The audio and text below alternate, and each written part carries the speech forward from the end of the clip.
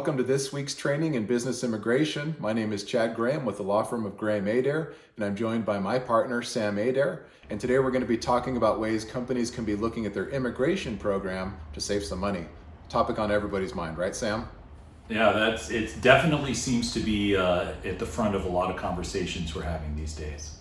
So looking at some of the numbers we've had recently on jobs, we've had 517,000 new jobs added in January.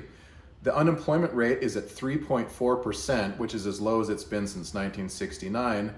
New unemployment claims tend to be fairly low or within normal ranges still, yet we're seeing all these layoffs in technology. And so that's where these cost-cutting measures are becoming more and more important to companies that have immigration programs. So one of the things that we're seeing is companies that have employees working remotely and potentially looking at this as a way to save money and save costs. Sam, what impact is that having on immigration?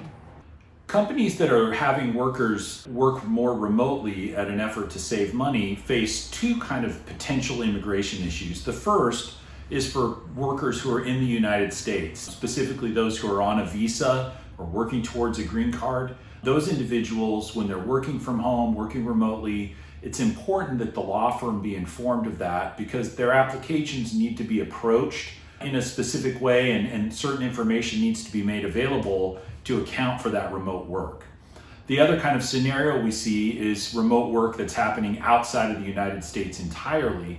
And I think in that situation, companies have to weigh different tax implications along with work permit requirements when they have employees who are working outside of the United States. So definitely some impact when you have remote work, and that seems to be a trend that is not going to go away anytime soon. Yeah, so it can go either way. It's something that's not a one size fits all. There are lots of considerations there, it sounds like. That's exactly right, Chad. And let me ask you a question. I think as companies are looking to cut costs, cut their spend on immigration, do you have any advice, kind of big picture, on how companies should approach these cost-saving measures? Yeah, again, it's not really a one size fits all. There are many different levers that can be pulled, many different tools that can be used to save money, but what works for one company may not work for another. And so it's really important that companies forecast what the actual savings is going to be before they pull the trigger, because immigration is seen as an employee benefit, and pulling away employee benefits, as we all know, doesn't go over well usually. And so if some of these benefits are going to be pulled back, the company needs to really determine that this is going to have a significant effect on their overall budget, rather than pulling a benefit that may have a negligible benefit, but really it'd be upsetting to employees. So there's a lot of nuance there, and companies need to be very sort of strategic in looking at the costs that they're going to be cutting. I think I would add to that as companies approach these changes, that those changes should very likely be implemented in their formal immigration policy. I think it's a good idea to have clear and transparent communication out to the impacted stakeholders and employee populations so that companies can really control the message and get ahead of some of the concerns that might arise as some of these changes come out. Absolutely. So Sam, let's get into some of the specifics here that people are going to be interested in, things that companies can actually do that may have an impact. Let's talk first about premium processing. So premium processing became a phenomenon in 2001, and at that time, the cost to premium process a case was an even $1,000. And it was that way all the way through until 2010, almost 10 years. And then the fee was raised in 2010 to $1,225. And then it stayed at that level for 8 years. And then in 2018, it was raised to $1,440. 2 years later in 2020, it went up to $2,500. So now you have companies that if they have a significant immigration program, let's say they premium process 100 cases, they're spending $250,000 on premium processing. So clearly this is an area where there can be a significant impact to a company's budget. Sam, how should companies prioritize cases in considering whether to file with premium processing? Yeah, so I think given the costs of premium processing, companies definitely want to have some clear policies in place in considering which cases should be eligible for premium processing. And I think it largely comes down to two primary categories. The first would be based on business needs, where a case needs to be approved in order for some important business need to be met. The second would be when there's an urgent employee need, and without that case approval, it's going to cause some undue hardship to an employee. Some companies will lean really hard into the business needs and only justify premium processing when there's a specific business case that is made for it. And we see that quite regularly. I think that it is possible for employees in many instances to pay for premium processing on their own when it is urgent to them. But I think that there's not going to be one solution for every company, and companies need to weigh these different options and figure out what the impact is going to be to their populations. And I know one area specifically that can cause a lot of heartache is with a change of employer, where you have somebody in an H-1B at a company, the company wants to bring them over to their company and do a transfer of their H-1B. Do you file that case with premium processing or not?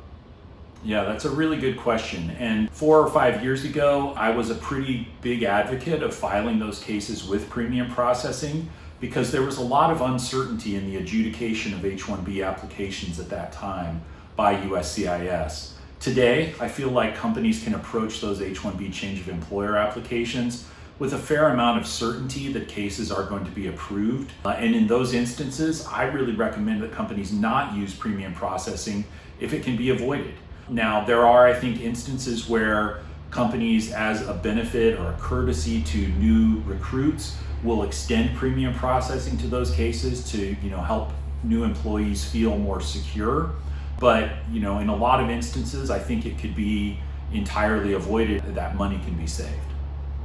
So Sam, I noticed you didn't name names on why it was difficult 4 or 5 years ago, which is appreciated. We just work here, right? We don't wade into politics. So that's but it is something that we do need to navigate and be aware of. So I think that makes a lot of sense.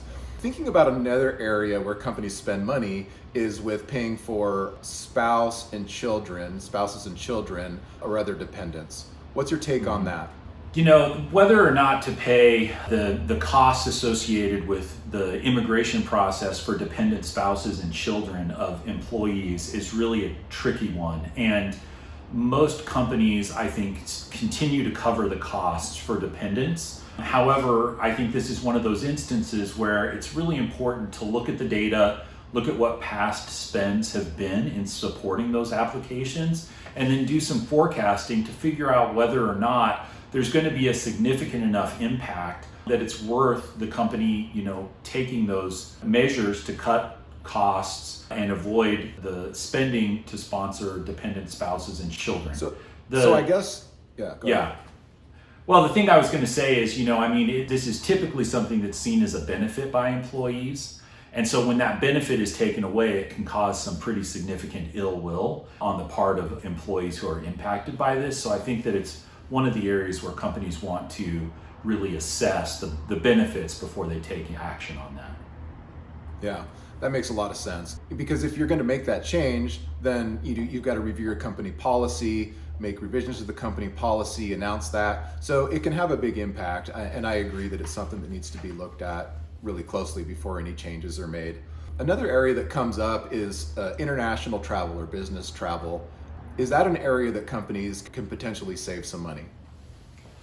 Well, certainly when there are visas or work permits that are required for international travel for employees, those costs can definitely add up. So I think having a firm policy in place around that would be really helpful and can allow companies to save money that way and control some costs on their immigration spend.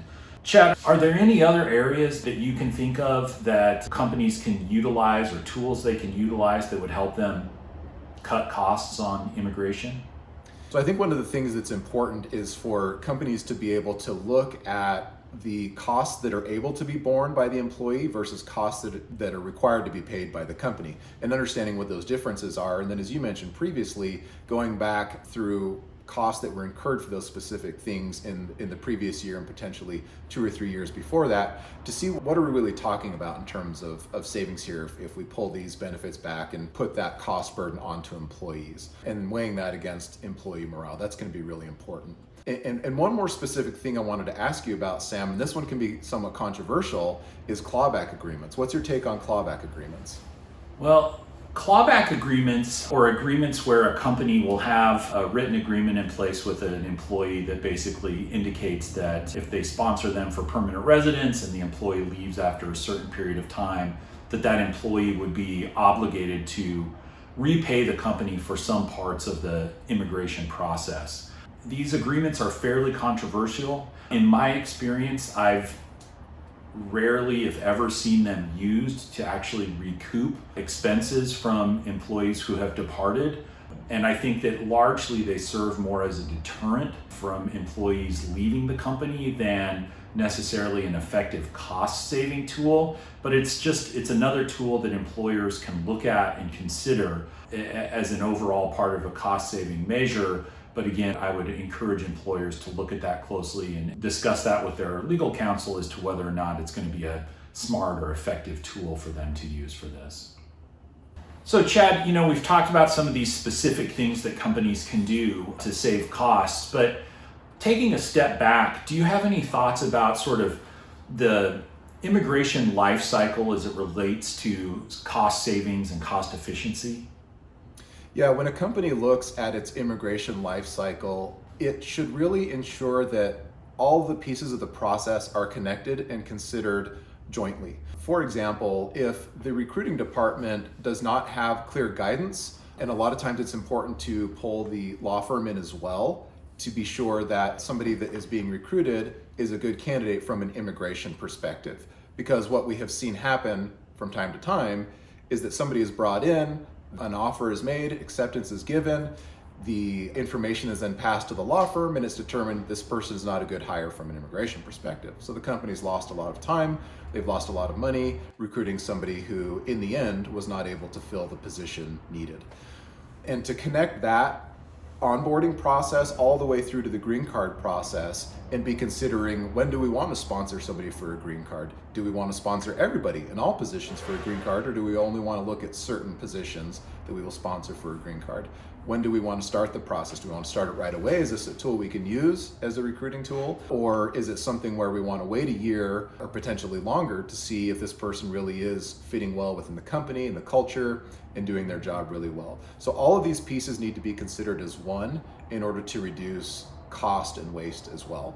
I think that goes kind of back to, having a sound and comprehensive immigration policy and making that policy part of these cost savings measures that companies would undertake.